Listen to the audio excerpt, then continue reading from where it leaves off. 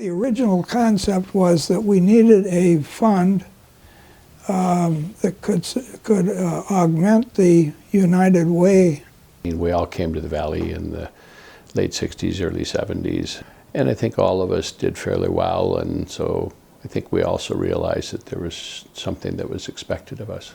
A lot of the people with money in the Valley were actually placing their money in the Twin Cities, in either the St. Paul or the Minneapolis foundations, and it seemed that we were losing an opportunity. We knew there was going to be a passing of legacy money at some point to next generation, and where it was going to end up. And so the goal was to do what we could to create something that people could give to, that they had faith and confidence in. It seemed to me we passed the hat, and originally just to have some money to buy stamps and stationery and stuff like that.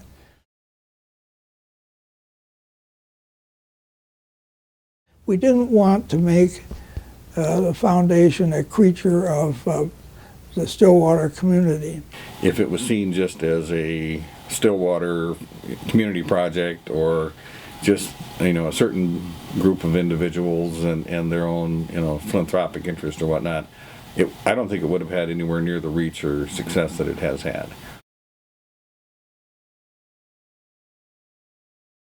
I wasn't thinking a lot about how we're going to handle the distribution of the funds when we didn't have anything to distribute, or we didn't have much to distribute. We were very focused on when we could afford to have staff. John Baird talked about that someday this tiny stream would become a mighty river, and we quote John a lot. And there were some interesting things that happened. There were some life insurance companies that were demutualizing. There were people that served on bank boards and their banks got sold. So there were people that came into some money that were trying to figure out what to do with the funds.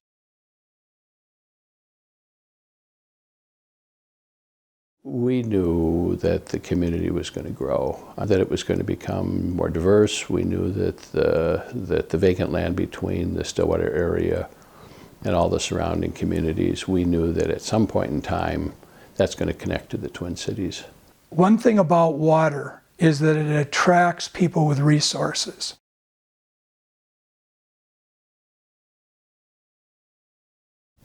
Well, I don't recall having any particular focus. It turned out that we got deeply involved with a study of the St. Croix watershed.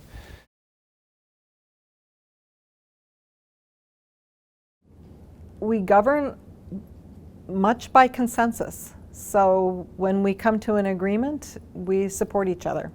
We've been able to strike a nice balance these last 5 or 6 years that has allowed us to grow both in our donorship of funds, but also in our fundraising. Gretchen Stein likes to talk about the right people at the right time, and that's been true of our presidents. They have been exactly the right people at the right time. And that's really been true of our board chairs and our board members. I'm overwhelmed at the professionalism of the staff. And the other part of the growth has come from bringing in organizations that had endowment funds on their own and bring it in under the management of the St. Croix Valley Foundation, because the track record, the financial track record has been so good with the foundation and the way they invest. Among these boards, there's well over 120 individuals in these 5 to 6 counties that are focused on and in the best interest of the Valley donors. And so for a person to put their money here, they know it's trusted and that their money is in good safekeeping.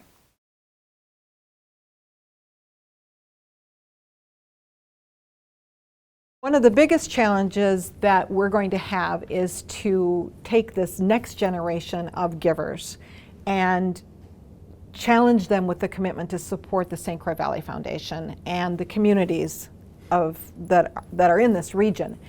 So I think there's going to be major economic challenges and major demands for needs and services that, governments are going to have a harder time meeting because of their financial problems. As the St. Croix Valley Foundation becomes larger and there are organizations that depend more on it, I think the challenge will be for those organizations, their relevancy in the community, and that's a challenge the foundation is going to have. We are continually looking for good people to serve on our board, people who know others in the valley.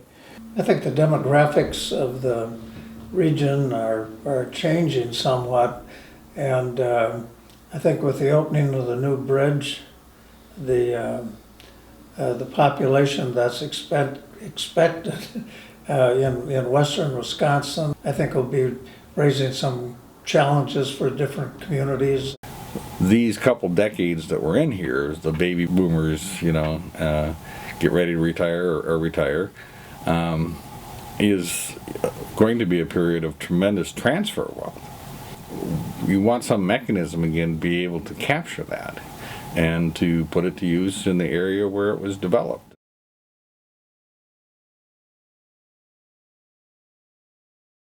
I think the reason that this foundation weathered the storm as well as it did was wise investment. We, for the first time in the organization's history, we had to dig deep into our resources to be able to honor the commitments that we made, which meant in what's called invading principle. So that meant that we had to go into the block of money that we had set aside. And in fact, if you were making a request from some organizations as well, we didn't fare too well through the downturn, and so we don't have the funds to grant. I don't know that this foundation had to say that. It was during this time of the recession that our board went back to a number of the original founders and asked them if they would make an additional significant contribution. And we're really grateful that a number of them stepped forth with, actually a couple of them with equal to the original donation. But during the recession, we were able, as contributions slowed down, to take advantage of the brilliant investment that had been developed for our portfolio.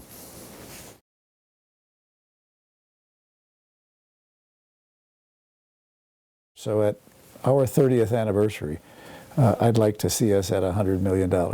Oh, this foundation has no boundaries. This is one of the fastest growing areas in the country. And so we're in a unique spot as a foundation. So we now have 11 community foundations under our umbrella, and we learn from them every day. They learn from each other, and together we have a much deeper relationship with the community than we could ever have with just the overall foundation board. One part of this that I think gets lost is the commitment that the foundation has made in general to educate people on the importance of philanthropy. We have programs like Conversations of the Valley that bring probably 120 to 150 people together monthly to explore sometimes controversial issues in the valley.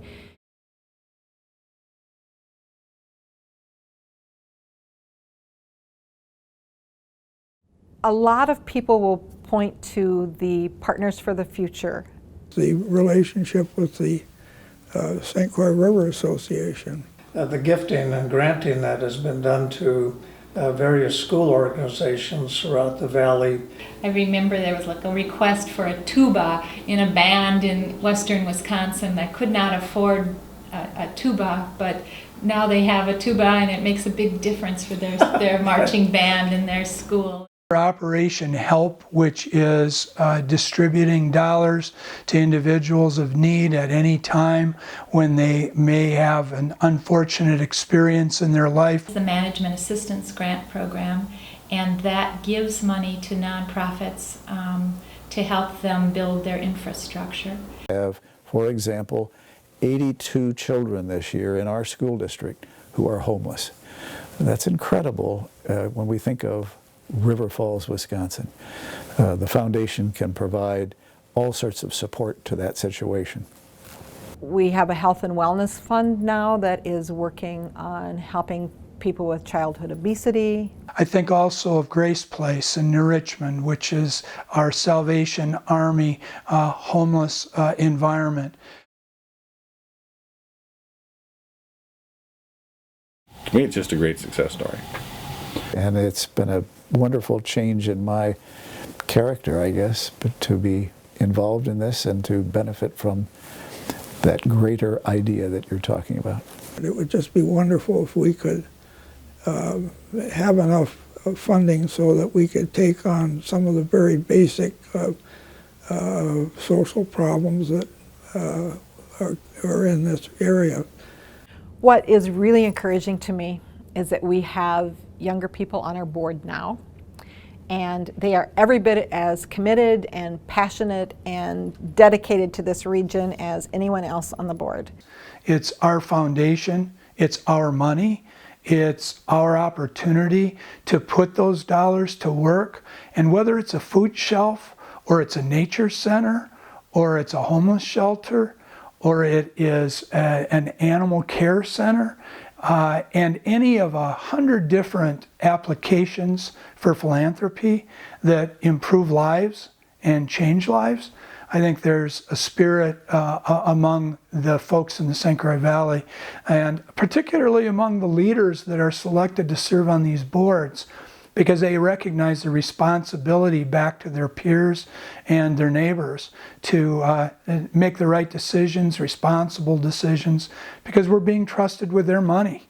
And it's not only us, but it's generations to come. We're building endowments that navigate generations.